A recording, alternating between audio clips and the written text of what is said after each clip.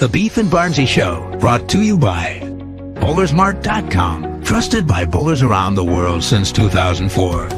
By Lightning Strikes Bowl, home of Bowlers Mart Pro Shop. By Platinum Ford, drive the difference.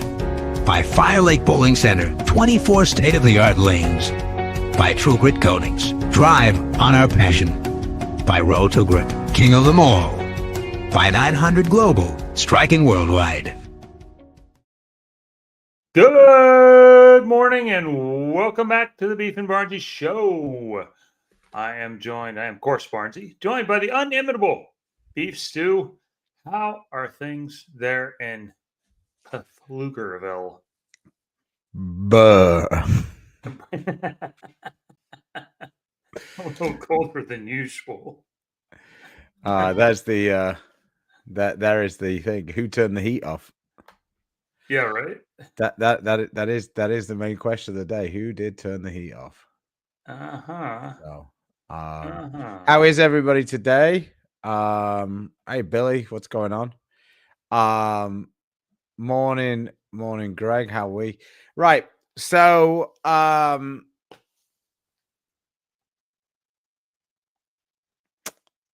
yes. Okay. What? We have we have the 19 balls that we've released so far this year. Joey's here. He can he can start abusing us from the cheap sheets. Joey, whose last name did you borrow? Yeah, it's Joey Buttafuoco. That's all I know. I don't even know. I don't know who that guy is. So yes, I just got a very valuable text message there that I need to be driving down to San Antonio this evening. I forgot about that. Whoops. Oh, yeah? That would have been embarrassing. Oh, are you supposed to sub tonight? No, I've got a Bolero appearance. And Janae has just dug in for me, realizing that I'm an idiot. So that was very well played by her. Golf clap. She did not overestimate the room. Joey Bag of Donuts, exactly. Joey Bag of Donuts. That's way more polite than Frankie was at him multiple times this year. Yeah, he was Joey Bag of something else that began with D. Yeah.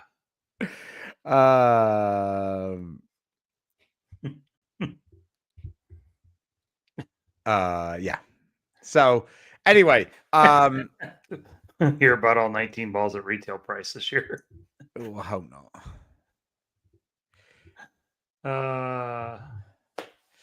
So yes. So if we could, if you've got the Bowlers Journal this month, you will have heard about 2 additional balls.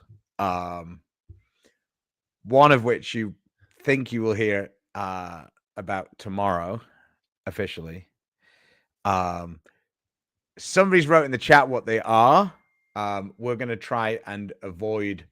We're going to try and avoid that. Because, why would we want to get ourselves in trouble? Chris can do that without even trying. I need no help. Yeah. That's what I'm here. So we're not going to talk about those 2. Probably be back next week to talk about those 2. But anyway. But we can, because they're actually, it's been in public now, right? No? Yeah, I'm just going to move along. Yeah. I mean, the most wanted bar release, ever. It's Trauma ER. Is that what they were asking for? Oh, I know why. So we're currently on your page for Facebook today. We're not on the Beef and Barnzy page. Oh. So I can edit that quickly.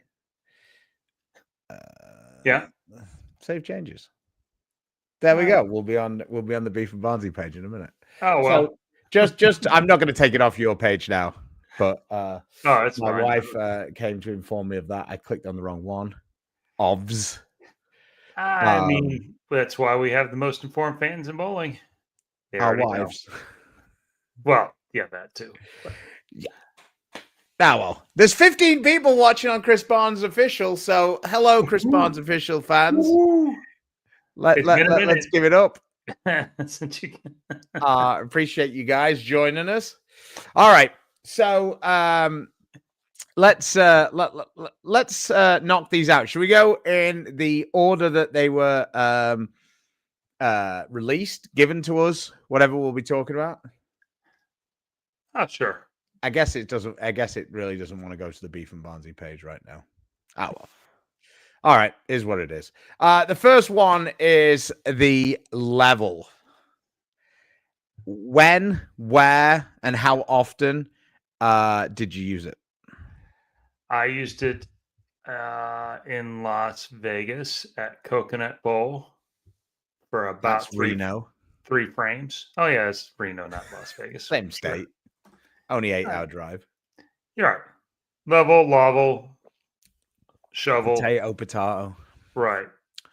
So it would be fair to say that you didn't get a lot of use out of this one. I think at least 3 frames or so. I might actually throw it the whole game. I watched Ryan Bowl with it one game and shoot 250. So that was the highlight of my level experience for the year. Yeah. I drilled a couple. I tried to make it more like a 3-inch pin thing, and it was a little bit more like it. And if they took urethane away completely, it could be pretty useful. But it still sees oil down lane way more than urethane does. And when everyone else is throwing urethane, it therefore becomes like most quick 2-inch pin, all the balls we used to throw on shorter patterns. So, yeah, I mean, with free friction, I can see it being useful. Without a lot of other people throwing urethane, I can see it being useful. Left-handed, I can see it being useful.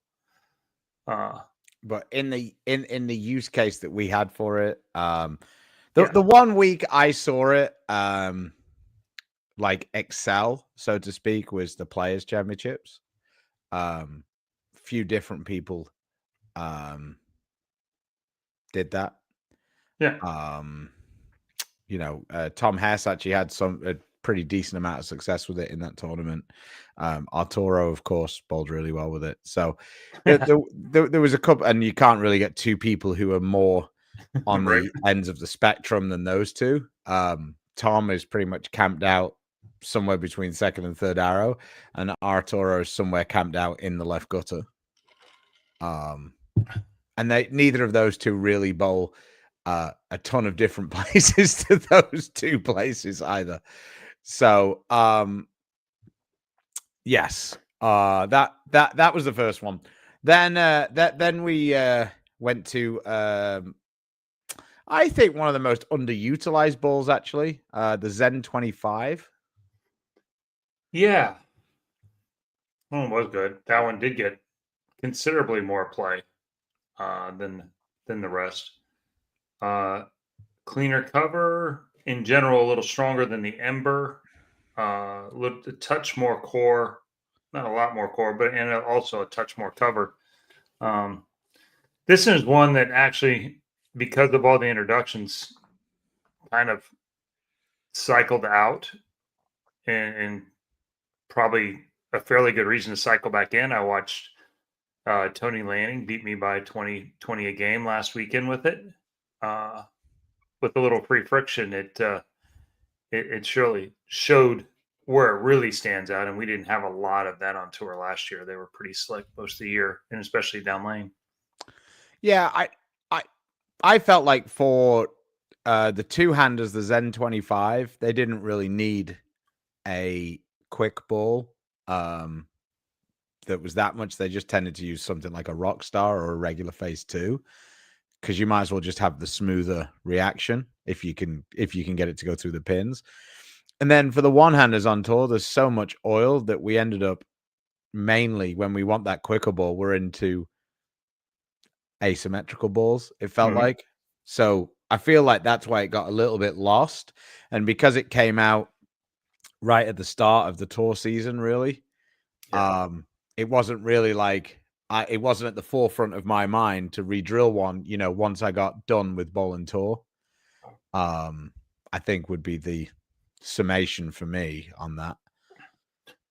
As to why it didn't get used. Like this is the Chris breakdown, not the Stu breakdown. If you want the Stu breakdown, go and have a chat, look at the episode with Joey. Yeah, no, I think we're guilty like everyone else. There is so many balls, and we do get them to do the bar reviews, and there's times when there's a glut of balls, and kind of in that category of shiny, low RG, symmetrical, and you just kind of cycle around and cycle out, and might be time to cycle back. Mike says, why do ball companies still put out solid black balls? This isn't 1965. I think two reasons. One, at least for some of the companies, solid dark color balls roll way better for them than multicolor ones. I was about to say, and a lot of the customers for bowling balls were born about 1965 right. as and well. Pretty much up till about 1980, there's still a significant group that has a little nostalgia for solid black bowling balls. And like some people just don't like the colors. They don't want to see it kind of go through its migration of friction so easily. They just want to see the path down the lane. And so they like those balls like that. Not a bad question. With all the balls out there, how many balls does a single house bowler actually need? Let me just finish this off. I think you could make an argument if you bowl one league a week. I think you can make an argument for 3, and maybe plus a spare ball. But I think lots of places you can probably have 2 balls if you can get it dialed in, but you might have to go through a few to get to the right ones, assuming they don't change the pattern or the oil or the but yeah. Now if you bowl in one house, you only bowl there, I think you could probably get it down to a couple until right now it's getting colder out. So the pattern seems to play a little bit slicker right now. I think that's fairly constant in most centers. So the balls that you threw for the last couple months around here in Texas may start looking like they're not quite strong enough here in the next few weeks, as we've decided to get to fall. And yeah, I think, and like you said, excellent question. I think that the kind of a strong one and then a quick one, and depending on how strong your strong one is, depends on how strong your quick one needs to be off it. I think having a nice little 1-2 punch with a spare ball is a pretty decent option for most people in league. If you're just going to bowl league, if the lane guy gets a little bit creative week to week, then maybe you might need some other options. But I would think, and then the other thing as well is I think that you can really get there by buying kind of 1 ball a season, and then your strong ball, once you've bowled the 1 season, might kind of lose a little bit of performance, and you can kind of shine it, and then you've sort of got a step down, smoother ball type of idea. yeah. And I think if your stronger duller ball is the one that you use the most, your quicker ball should last a couple of league seasons for sure, kind of going through it like that. And you can add to your arsenal kind of like with the older balls, moving in the gaps that you have. Yeah, I'm a 4-ball guy. I have the big transport bag, the old Global with the double wheels and all that, and then I've taken a ball cup that I've cut in half and epoxied it to the top so I can put the 4th ball on top and keep it from rolling around up there. So, but and if right now with the blue oil, I'm definitely using 2 of them most nights. So they pretty giant transition for us in league most of the time. But Yeah, the two balls kind of tend to be the same one, and I rotate in and out a third one from time to time just to see something different. Yeah. I'm a 6-ball guy for League just because I can, and we actually play for a little bit of money on the side. So turning up and not having a ball seems a little daft when we're putting 50 or 60 bucks down each week. How many games do I need on my ball before I go to Bowler's Mart and have them put it in the machine that draws out the oil? That's a good question. I mean, at least 30 to 50, at least. Yeah, I was going to say maybe 60 games or so. Yeah.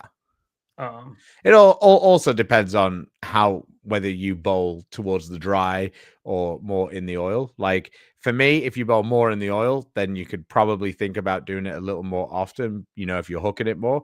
If you're bowling more towards the friction, you're probably going to get more out of getting them to redo the polish on the surface. Because it's going to track up quite a bit. So. Yeah, I mean, like I said, it depends which surfaces you're bowling on and how clean the place is and stuff. Right.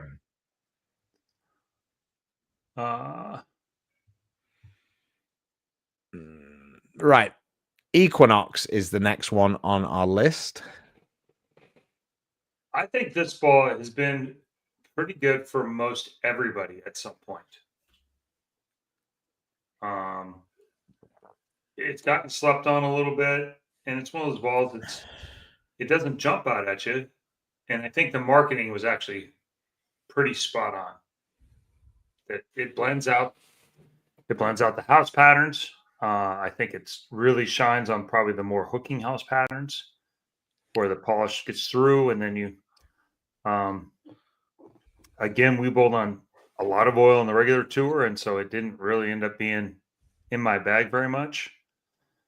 And then by the time we got to the senior tour, where I probably could have used a lot more, I just kind of cycled out of it.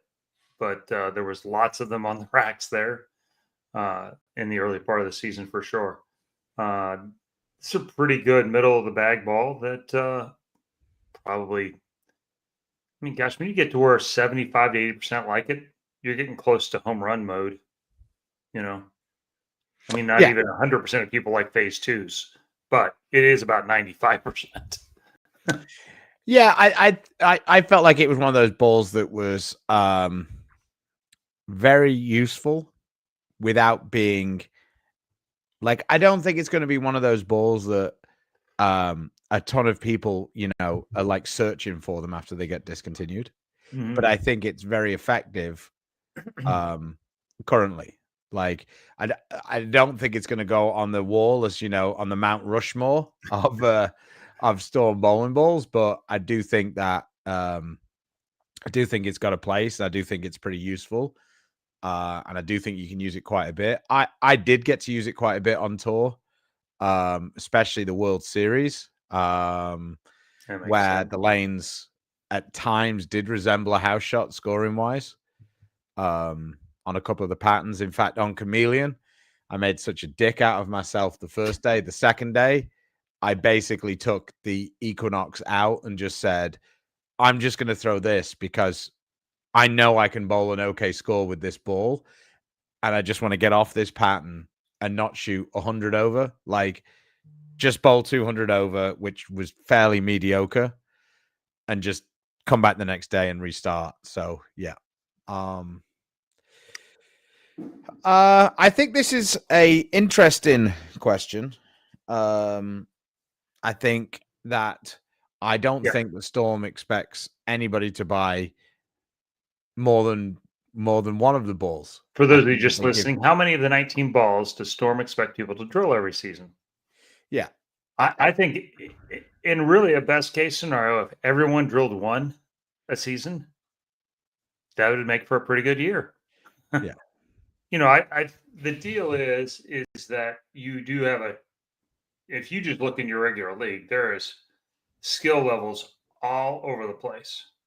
And the point is that you can get one ball for any one of those players within a season.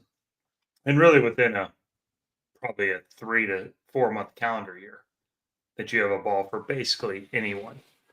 And then that transfers to the tournament players that you could build more or less an arsenal within that 3-4 months and cycle through it. And there's obviously balls you're not taking out of your bag for a year, maybe 2 years.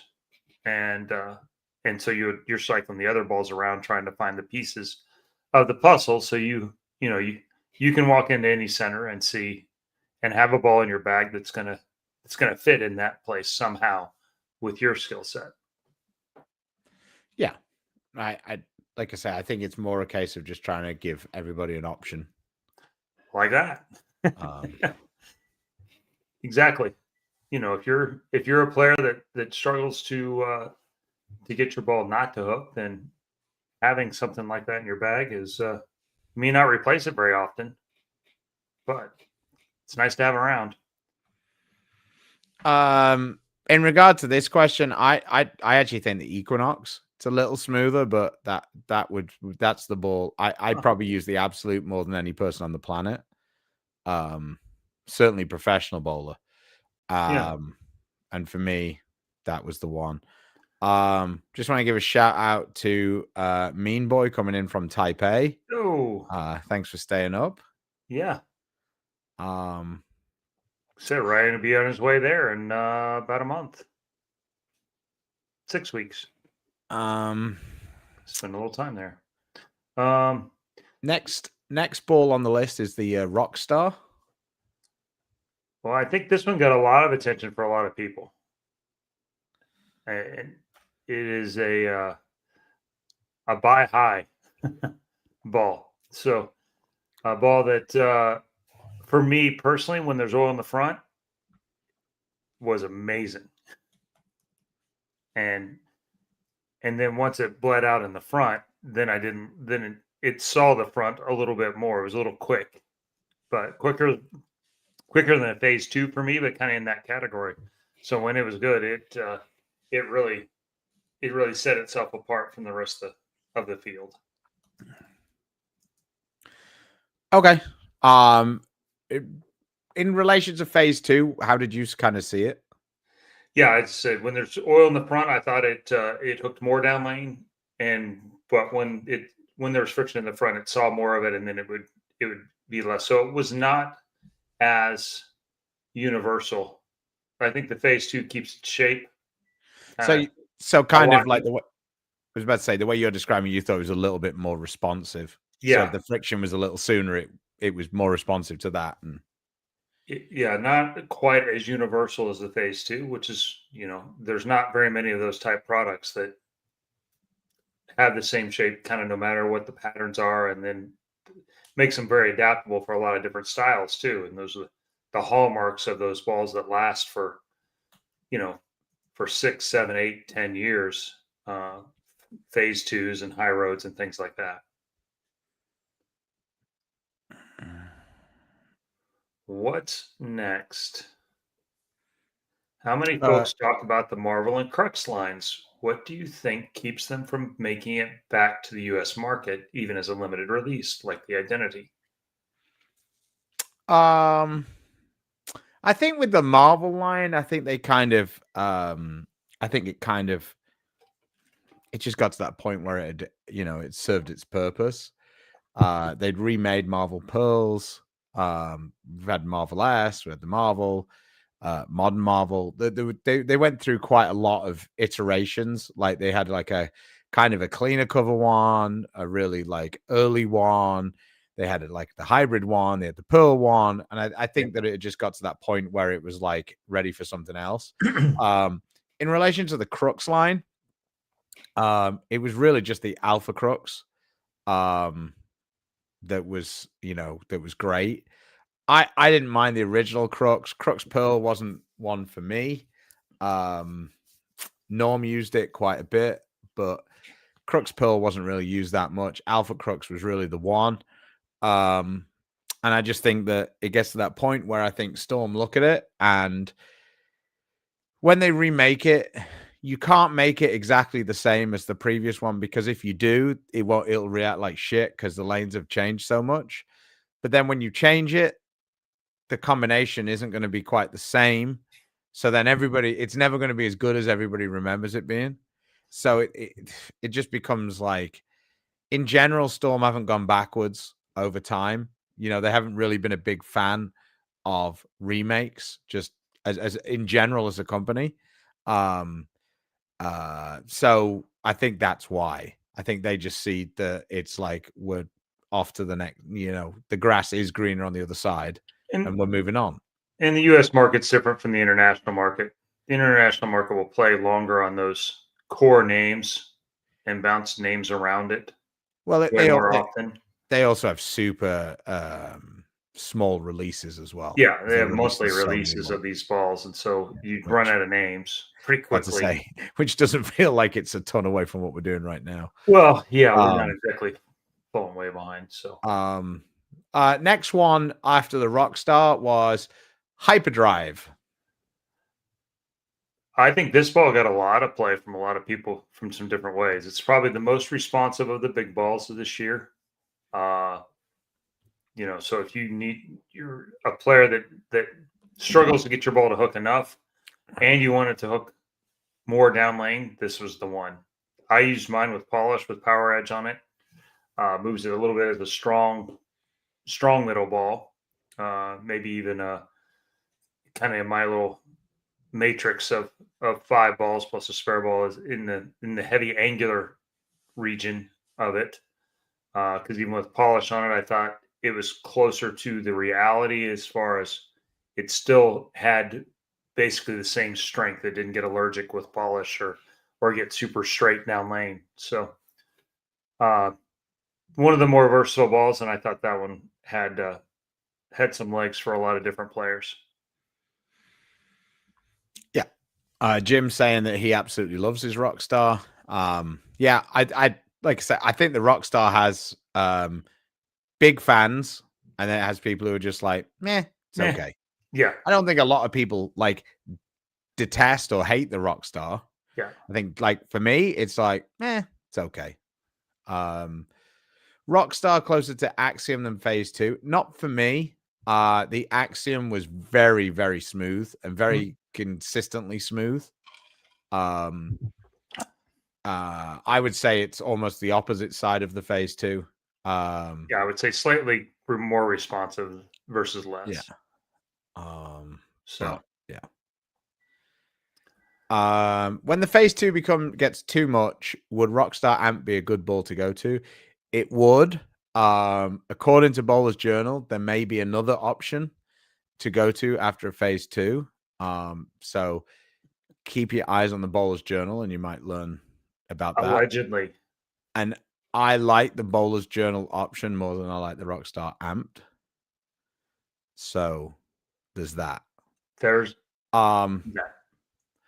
shot my 3rd consecutive 600 series and over. Congratulations. Nice work. It's always nice when you start to build some consistency. And all 3 games over 200, which is no small feat with the amount of transition that happens. If you're in a Bolero center right now, you know exactly what I'm talking about. Blue oil moves around. What is your option on the best skid flip ball from Storm? This is always dependent on how much oil is on the lane. Yeah. Because like for me, the one I see the most strikes with is the Gremlin. Yeah, I'd say that's the most skid flippy of the bunch right now. But if you are not playing on a reasonable amount of oil, then the answer could be the Typhoon. Because that one really gets down the lane also.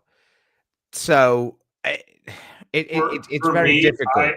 I lean towards closer to the high road 40, but that's on the other side. There needs to be some friction on the lane. Yeah.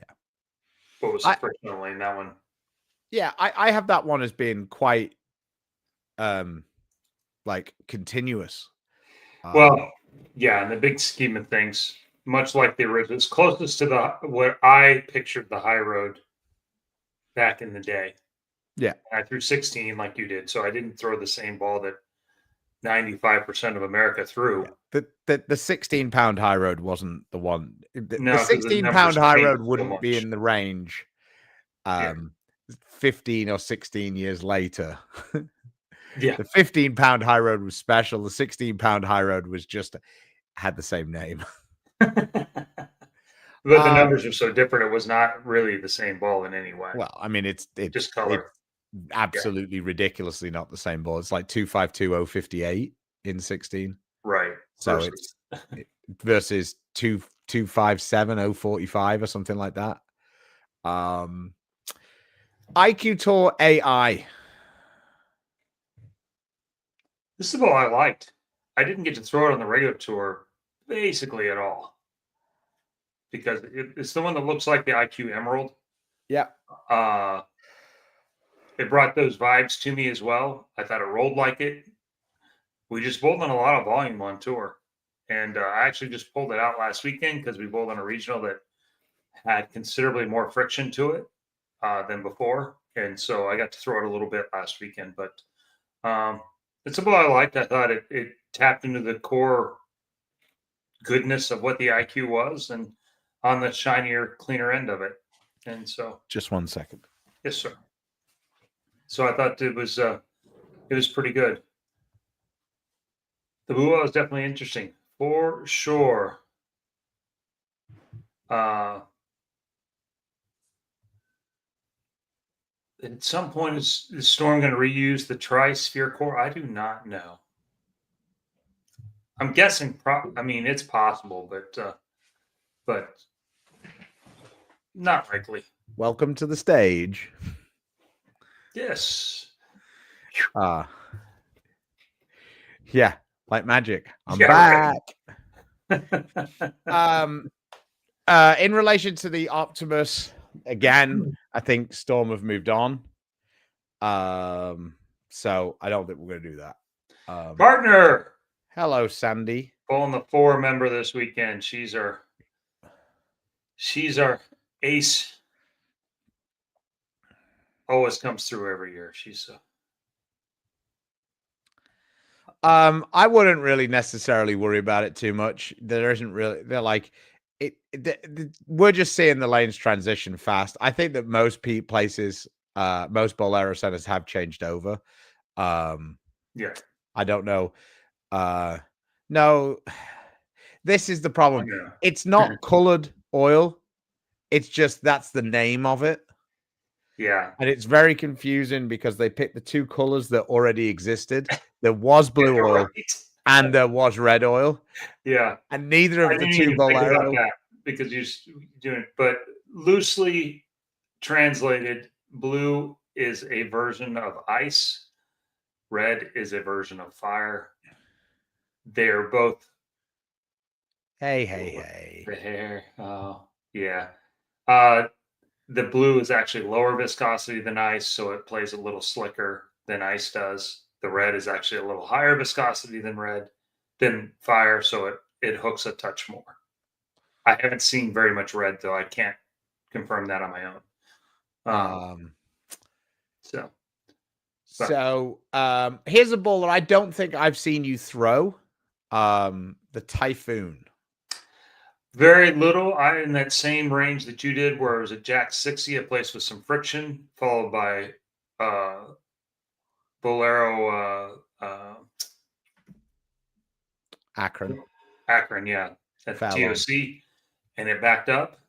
And at that point, it made it with the amount and where I was fighting, like I say, again, the regular tour, it was a little too responsive for me, which many people do not mind that at all. But yeah, it's certainly in the category of the most responsive ball that we had. Just for me, it saw a little bit because I was too much in. It couldn't get to the left side of the pattern. It didn't end up in my bag very much.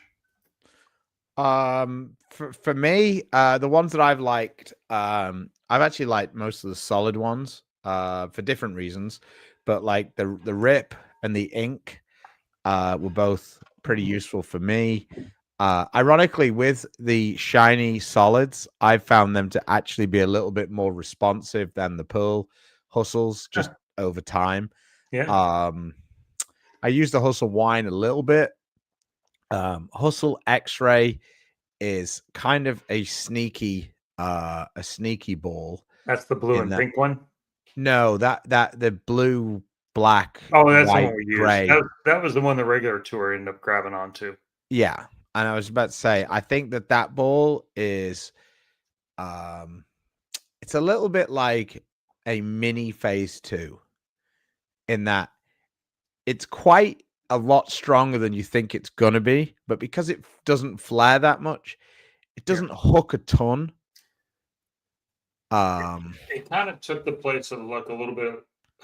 It's a little weaker than an IQ in its best days, but the amount of oil we were bowling on, it didn't mind it down lane because you're going to it because the front hooked. Yeah, for me, I felt like it was a little earlier and a little smoother than the IQ, whereas the IQ was a little whippier. Was kind of how I saw it anyway. I used it to be able to play a little bit closer to the head pin on some of the slightly medium patterns. So for me, it was a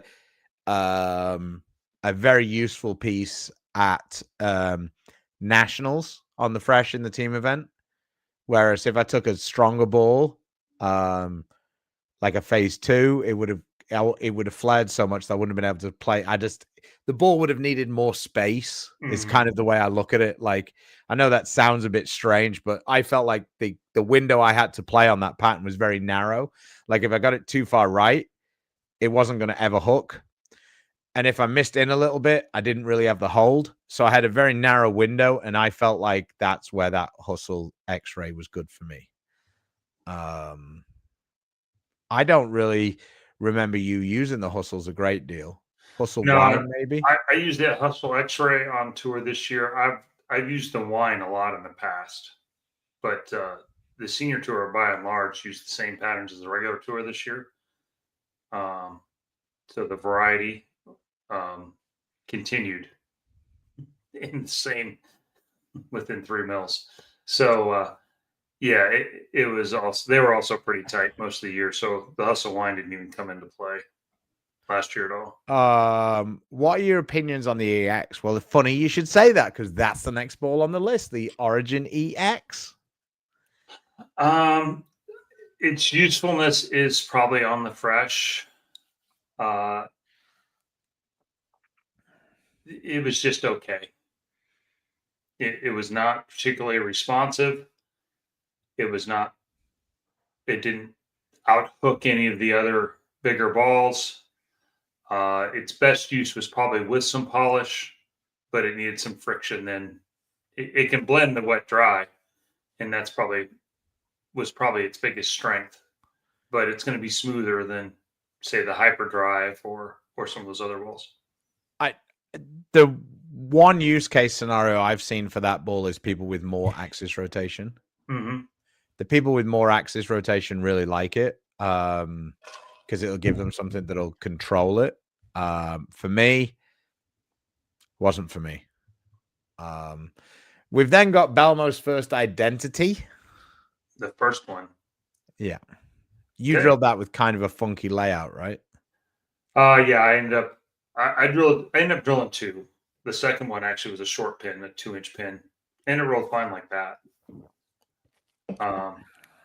Looked good in my early ball tests, but then as we got later on, it was a little bit stronger in the front than I wanted it to be for down lane, and so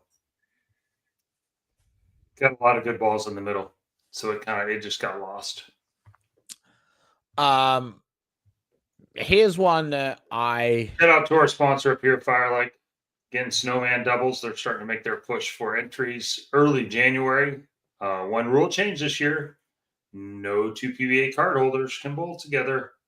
So, I was about to say the next ball. I haven't seen many of them. The Ultimate Wrecker. I use this a little bit, mostly on the senior tour, and again in a place at Jack 60. where there's a little friction. As the ball just under the medium, the middle balls, drilled a little stronger. It had a little bit of a narrow window, though, where it stood out from, say, it's stronger than a Hustle X-Ray, weaker than the Rockstars and some balls like that. But the cover was is a little on the strong side as well. Well, not a little. It was on the strong side. And it was useful for me a couple of times. It wasn't a high percentage use ball, but it was, when it was good, it stood out from the rest because it is a little different. Yeah, it's quite a strong cover, I believe. Mm-hmm. And I leaned into it. I drilled it strong. It doesn't flare a ton. It's got a little bit higher RG. So, Dark Borg. Ball on a high friction lane with 39 feet, 21 mils. Any recommendations that I can play from deep when the fronts are torched? I'm 14 miles an hour at the pins. 17,400. Yes, you are rep dominant. That's where Hustle line. I mean, for reference, I'm about 17 at the pins with 400 revs. So, okay. I'm like 19 off my hand. Ball slows down about 2.5 with friction, maybe as much as 3. Yeah, I mean, I think Typhoon is the one that would stick out to me here. I think that ball's been excellent when there's a little bit more friction. I think it's a little allergic to oil. But I think that when the lane overall is drier, I think that is a pretty good option. IQAI. I struggle to use just on the Typhoon. I struggle to actually use it on oh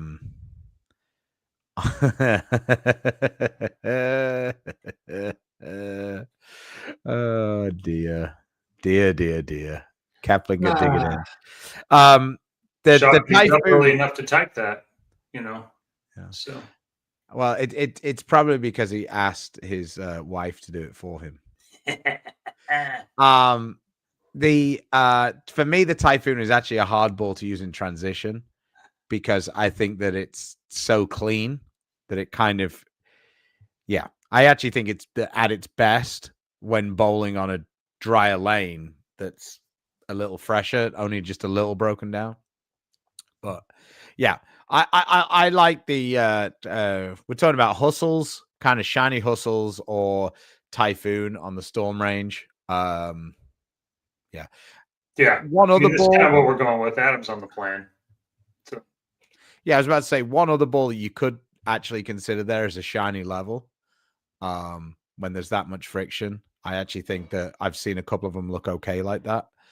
And I think the level actually, if it's used as a reactive ball that's a little smoother rather than as a urethane ball, actually is a lot better. It just didn't think of it that way. I think it is a better play. Yeah. And I think also that when Brunswick released that blue hammer, the pearl one, that was the new the new urethane or whatever, not urethane, that actually looked really good shiny on the house shot, which was totally the opposite use case for it from what they were asking for. But that's when that ball looked better, ironically. Thanks for the super chat, though. Ion Pro Solid. A sleeper for maybe the best ball of this season. Yeah, I don't know how much it's sleeping. Well, and maybe it's not. It just, for me, it felt like, I looked at the core, and I'm a numbers guy, and it just doesn't flare a ton. And so you just automatically kind of put it down towards the middle bottom of the bag. And it just keeps out hooking its stats. It is, it's Stephen Curry. He's just too small to be that good. But it keeps being that good. And then, even the seniors are throwing it on 42, 43, 44 feet. And you're like, it's too slick for that. But it's not. I'll flat 10 with it. And, that's because it's a small core. Well, I flat 10 with every ball. So it turns out it is very versatile. I think it hooks more in oil. Somebody asked earlier about balls that were kind of good in the transition or good on blue oil. that's one of the balls that's pretty good on the blue oil. It doesn't care if there's oil down there. It still looks through it, even though it doesn't flare as much as a bunch of other balls. It's funny. And even though it's polished. We were talking about it. I actually don't agree with this at all, Adam. I think, well, let me re-say that. I don't agree with it if you didn't start with it. I think it's a really, really, really difficult ball to change to. I think it's very, very good if you use it on the fresh and then you use it through the transition and you keep using it.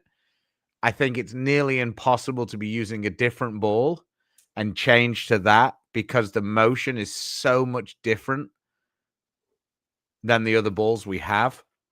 So I just think it's very difficult to use it in that way. When I've had success with it, it's because I've been able to use it kind of on the fresh, rolling it a little bit more to just slow it down and just a little bit, and then just be able to use it for ages, but I find it very difficult to change from that ball or into that ball from another ball just because it's so much different. But that, like I say, I might be on my own, but I've also seen people get in trouble when they try to change that ball. You're talking about the Iron Pro Solid? Yes.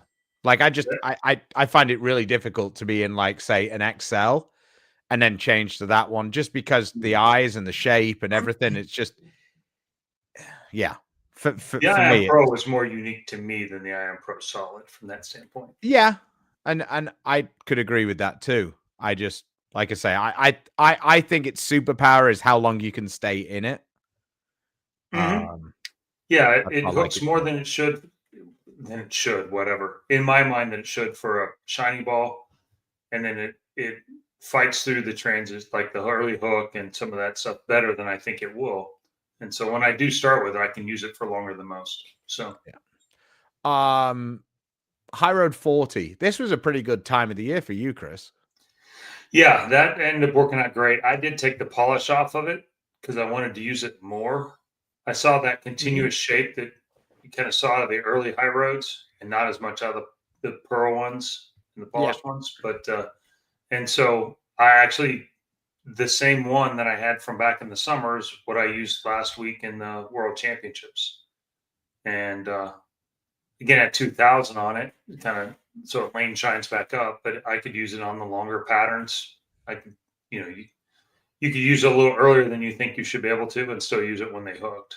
And I found it to be a very useful ball.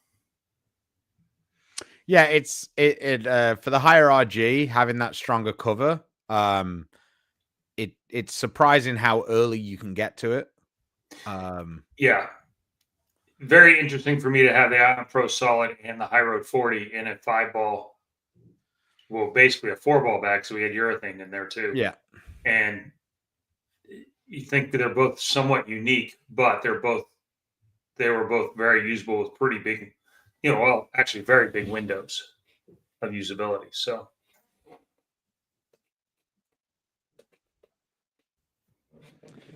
yes, all right. sure. Next is the Gremlin. This is one that, man, I was super impressed with the demos. And I do think lower rev rate players really, really like this ball. And players a little bit on the speed dominant side of things. One or the other, because the straighter your angles are through, the better it kicks off the end. It doesn't continue quite enough to be a big, for me to go left, stand 35, throw it to 5 and back around it. But if I'm playing 17 to the track, or 22 to inside of that a little bit, I think then it has some real. It makes a very strong short move. Yeah, I think it excels on like 42 foot plus patterns. Yeah. Like where you don't want to have a ton of angle, like you're saying. But yeah, but then in the demos, the flip side of that is the players that like to play straighter. This ball just beats the tar out of every other ball in the demo every time. I know this is going to sound really strange, but it really reminds me when I see people's reactions to it, a lot of when the High Road Pearl first came out. Yeah. Because the High Road Pearl was just that free hook down the lane that people just weren't expecting. Like people who never used to see balls motion down lane suddenly were getting it. And I see a lot of that in the Gremlin. And it's been one of Storm's most popular balls this summer. Sales wise, that one, the distributors tell me has been really, really popular. Ember and Cove.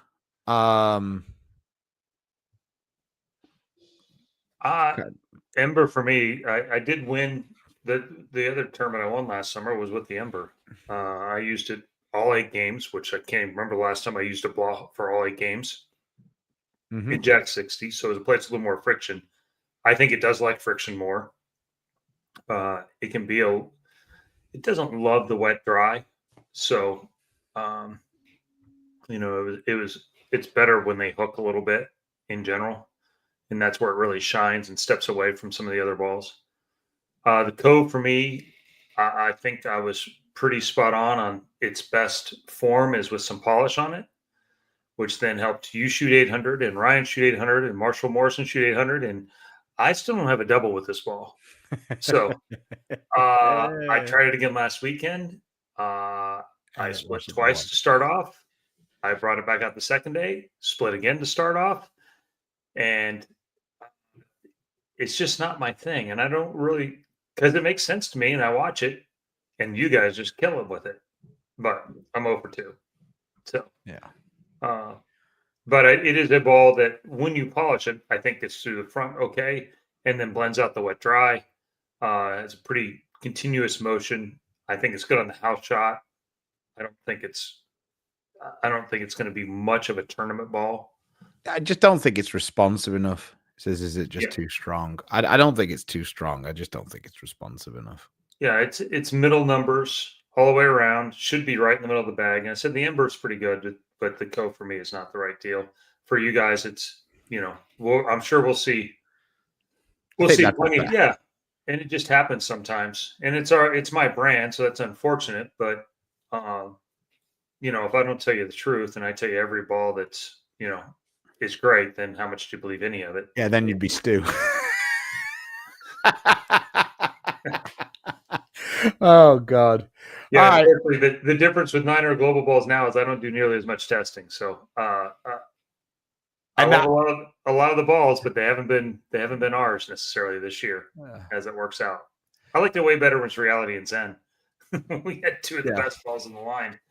Everybody liked it better then. Hello, like I say, I'm check out tomorrow. When people say things tomorrow, that's Stu approved. Tomorrow's ball is Stu approved. Yes. No, I'm not saying that, Ringing 10. I'm saying I'm full of shit. I even disappoint myself sometimes when I rewatch it because I'm so excited and I'm such a nerd. I want them to work, and when they do work really well the first time, I'm super excited. We like Christmas balls as much as anybody else. Yeah. My enthusiasm is somewhat more tempered than yours is sometimes, but yeah. Yeah. Hyperdrive Pearl. This ball I like a lot. I did break the surface just slightly, but going back to the question of balls that roll good in the blue oil, this is a ball that rolls pretty good in the blue oil. I think it rolls through it really well. Little more rounded than the Gremlin, right? Oh, for sure. I don't have the 2 in the same category, really. I feel like the Hyperdrive Pearl continues a long ways. It's the cleaner version of the Hyperdrive. Ironically, the Pearl I feel like is smoother than the Solid is. But because of the difference in surface, if you were to flip the surfaces, then I do think they move around a little bit. that a shiny solid would actually be more responsive and probably more angular than the pearl would be with a touch of surface on it. No, I'm just too cheap to switch the air off and put the heating on. See, this partnership has worn off on him. I'm wearing him down. Oh, I was so mad in the summer. So mad. Equinox solid. Unique ball. What? Sorry. I think a very unique ball. I think a ball that has. I haven't been able to use it a lot yet, but we're bowling in Plano this weekend, and that's a place where the cover says it should be too big, but because it's a little bit cleaner, it might be in play more than you would think. A big balls normally aren't great there because they hook a little bit, but yeah, Absolute Power had some similar uses in there, and I think it's the cleanest of the big balls. I have found it to be better pinned down, which is like the weirdest thing ever for me to say. But and I drilled mine pinned down from the jump. Yeah, I need anticipation of that. Extend the hook window a little bit. I don't think it's going to be quite as versatile as, say, an XL or Absolute Power. I don't think it's going to be as versatile as either of those, but maybe its home run capabilities will be higher. Because on that small window when it's right, it's really right. Then you think the difference in that is the green and white? You think it's color, or you think it's something else? I think that Equinox core is pretty early for what it is, because I don't think that cover on that original Equinox was, massively strong. But just a blendy core. Yeah, and I think that it makes it just where it's quick. The cover, it's a little early. I'd almost be fascinated to see what that Equinox core would look like with like a gigantic cover on it, like like an Iron Max type cover. Mm-hmm. I would be more fascinated to see that actually, because it almost has super early and what. Yeah, maybe, but maybe it would be. I don't know, because I feel like it's already quite early with the cover it's got, but it doesn't have enough teeth to continue. Whereas if it was, say, like an Ion Max cover and it was that early and it could really dig in and continue, then maybe. Like I say, I'm sure they've tried it because they are way smarter than me. Anybody who thinks that they know more about the ball designer than the guys who are doing it at the plant, and this is either company or any of the guys who have been fired, like we've liked to give Hickland a hard time at times, but he is way smarter than either me or Chris. Like when it comes down to that stuff, like he might not, he clearly doesn't understand bowling, like the balls hitting the pins as well as we do. That's why we're professional bowlers. What I'm saying is like knowing what would happen if if I lob this bit off, what would happen?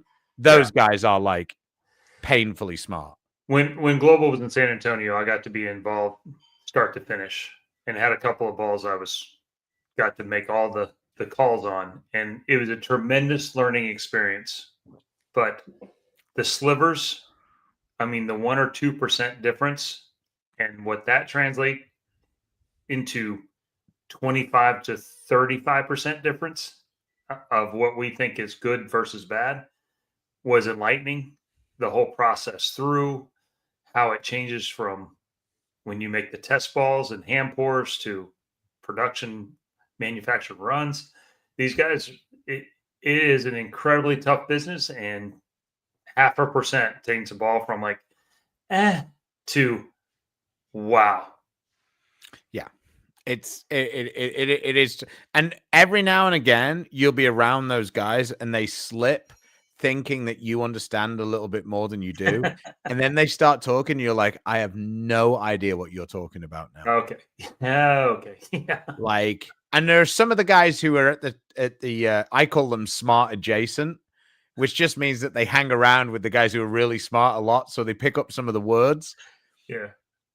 But oh my God, some of the things that those guys talk about, and I'm just like, yeah, you lost me about 15 words ago. I happened to be at the plant when Veritasium? Yeah. Came up there, and Pete was there, which was a interesting choice dynamic. And I knew a little bit, enough to be dangerous. Like you said, I've hung around smart guys and I picked up some of it and thought I knew a little bit, but we very quickly delved into areas of physics and chemistry that far outstripped my understanding. And they were asking me questions and I answered for a little while, and then kind of got to know what that deer in the headlights you see when you're doing clinics with people that are a different level, and you go, "Hey, Hank, yeah, we're gonna need you now.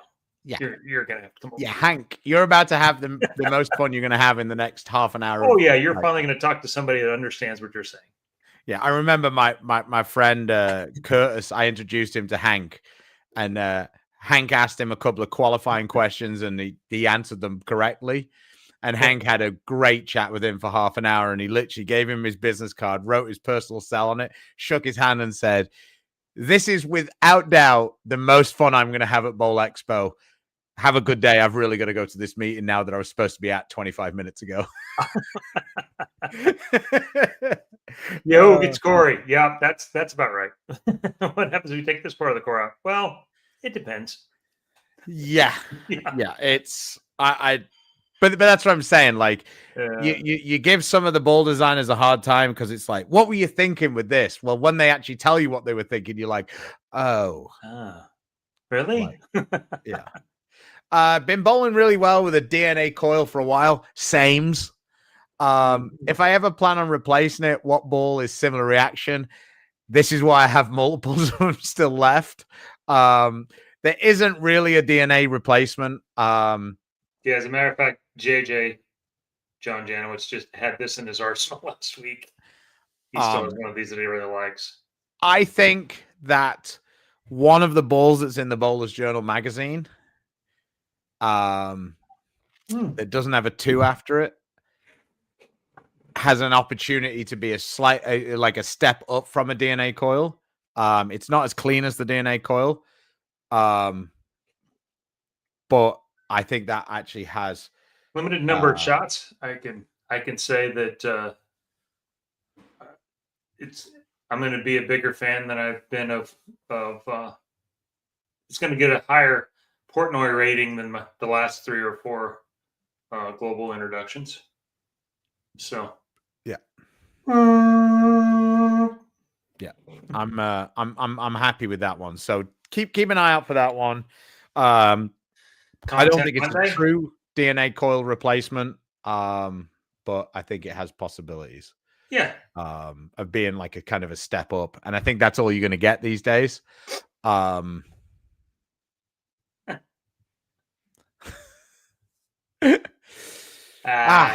So did we do the Rockstar Amped? I don't think we did. I don't think we got to it yet. Rockstar Amped. Yeah, it's the last one. Probably the strongest of the shiny pearl bowling balls. It feels like a stronger cover. I'm not anywhere near saying it's a Zen, but it's gives me closer to those memories with cover strength in oil, with the ability to get through the front because of the polish. And so, yeah, I think it has possibilities for sure. Still, well, to truly field test it, we haven't had a lot of tournaments to really give it a go. So, but yeah. The RG symmetrical, it's always a good start for a ball that has some universal appeal. Yes. Yeah. Well, thanks for joining us on this journey through what was it, like 11 10 months of storm this year. I think that there has been some good options. I don't think 2025 is going to go down as it's certainly not going to go down as 2008 when we had the second dimension and the high road at the same time. But there's definitely been some balls that I've made some money with, so that's always nice. So yeah, couple more coming. Keep an eye on the channels. On the channel, we'll have. We forgot about Balmo's second ball. We did. That would be number 19. Yeah, Identity 2. Better than the first one. Yeah, I felt like it came around the corner. It continued better. It was a little bit cleaner. Again, slivers, but the slivers made all the difference. Made the second one way more useful. Yeah, it was definitely it was a touch cleaner for me, and I'm a bit more bang off the spot. Mm-hmm. Yeah. Well, if any of you guys are in the San Antonio area, I will be at Bolero 1000 Oaks tonight. I am doing the LBC meet and greet, for want of a better description. So should be a bit of fun. I'll try to be nice to the league bowlers. Yeah. If you ask me to be mean to you, I can roast you as well. I'm good at that. So I will be in Minnesota 2 weeks from today. Okay. So what you doing there? Same thing. Oh, I'll just send you to Minnesota. Yeah. Keeping me warm. Yeah, right.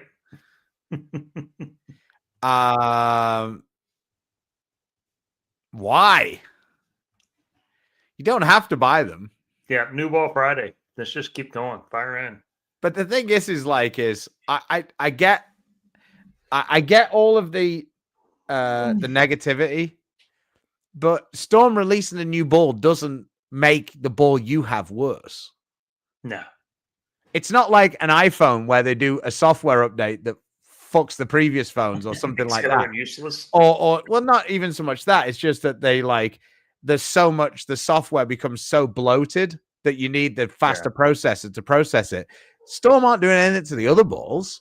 So why does it really matter if they release one every week? Yeah.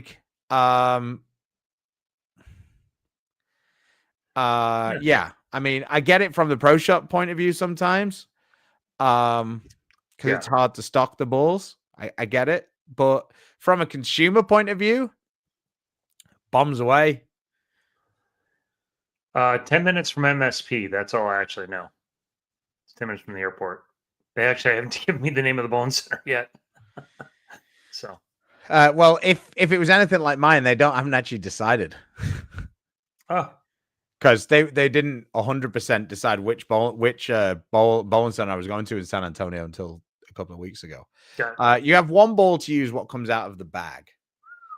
For me, it's probably still the Equinox. I've used that one quite a bit. And I feel like most times on a condition, unless it's like extreme one way or the other, I feel like most times I could get that pretty close. I think mine would be Ion Pro Solid. Now. For kind of similar reasons. Yeah, it's the ball I can use on most everything except the extremes. So yeah, good question though. Yeah. All right. Well, we will be back on Tuesday, and we'll be coming at you with, I'm sure, some incredibly unique and entertaining ideas for you to comment on and make our show even better. Balls!